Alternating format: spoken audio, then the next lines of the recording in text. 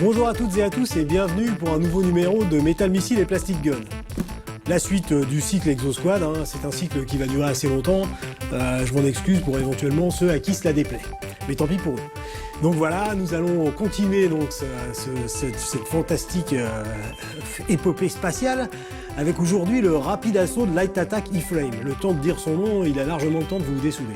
Donc voici la boîte, imposante et monstrueuse comme il se doit, bien rouge. C'est parti, ça va péter. Et voici la bête. Le rapide attaque Light E-Frame. On se demande ce que peuvent être les Heavy E-Frame. Avec le pilote, notre ami Marsala, qui, je vous le rappelle, est donc le seul néo-sapien qui fasse partie de Label Squad, donc qui soit avec les humains, et qui, je me suis laissé dire, est quelqu'un de très zen et qui explique souvent les choses ou répond aux questions qu'on lui pose par des citations de philosophie chinoise. Donc c'est vraiment quelqu'un de très cultivé. Donc voilà, nous allons le faire prendre place à bord de son engin. La procédure est la même que d'habitude. Les personnages offrent les articulations nécessaires. Nous avons le Cyberjack, c'est-à-dire le câble qui se relie à la nuque de chaque personnage, puisqu'il y a un lien, comment dirais-je, neurologique qui permet de mieux piloter ces engins. Voilà, il prend place. Il y a de la place pour un copilote, avec, je ne sais pas si vous le voyez, un petit tableau de bord qui se déplie. Donc c'est appréciable, c'est détaillé comme d'habitude. Bien sûr, ce véhicule est censé marcher à la manière d'un bipède quelconque, aussi bien un être humain qu'une poule ou qu'une autruche. Mais ici, bien sûr, comme on ne peut pas le faire, il y a un gadget amusant, c'est qu'en le poussant, un système de roulette fait que les ergots avant et arrière, qu'on peut considérer comme des orteils ou des griffes, eh bien, montent et descendent. Lui tiennent de bras des canons laser, évidemment. Donc eux aussi sont parfaitement orientables.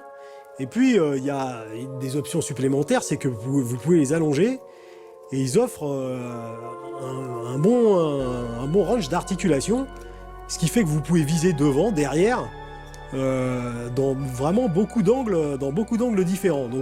Donc si jamais vous êtes cerné par l'ennemi ou en proie à une attaque en tenaille, qu'elle soit latérale ou frontale arrière, mais vous pouvez parfaitement vous débarrasser des importuns avec des canons extrêmement orientables.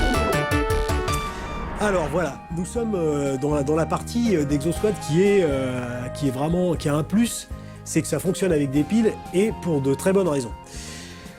Nous allons les voir à présent. Je vais le mettre en face de la caméra, je pense que ça se verra. Ici, nous avons deux boutons.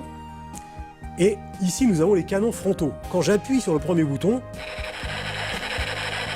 vous pouvez entendre le doux bruit de l'arme automatique laser, qui plus est, les missiles. Parce que sur l'Exosquad, il y a des missiles, bien sûr. Donc voilà, vous chargez vos missiles. Et attention, voilà, ce missile est vraiment très pressé de rentrer en action. Donc nous allons lancer le deuxième. Vous avez vu un très bon range, là aussi, ça part très loin. Et la caractéristique intéressante, c'est, écoutez,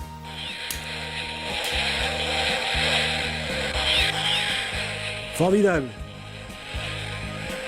Et il continue. Donc vous lancez le missile et ce qui déclenche le bruit de lancement du missile, c'est-à-dire à la fois l'explosion du lancement du missile lui-même et aussi le bruit de sa course dans l'espace. Une autre caractéristique que j'affectionne énormément, et nous en revenons donc à si on peut dire ce concept que j'appelle l'active battle damage, c'est que ici vous avez des panneaux aux articulations des pattes de l'e-frame, et cette caractéristique est d'autant plus intelligemment faite au niveau du jouet et au niveau de l'action et de l'histoire, puisque si vous aviez à combattre un engin de ce type, il serait intelligent et avisé de viser justement les pattes de manière à le mettre hors de combat. Eh bien, il y a des plaques de protection aux articulations, mais ces plaques de protection, si vous possédez un autre jouet Exosquad qui lance des missiles, vous tirez dessus et elles explosent, notamment celle-ci. Voilà. Et puis, ce n'est pas terminé, parce que je vous garde le meilleur pour la fin. Et le meilleur, c'est ça. Donc nous avons vu que dans cette partie concentre le bouton des déclenchements, donc les canons avant. Et vous pouvez aussi déclencher manuellement le lancer et le vol des missiles.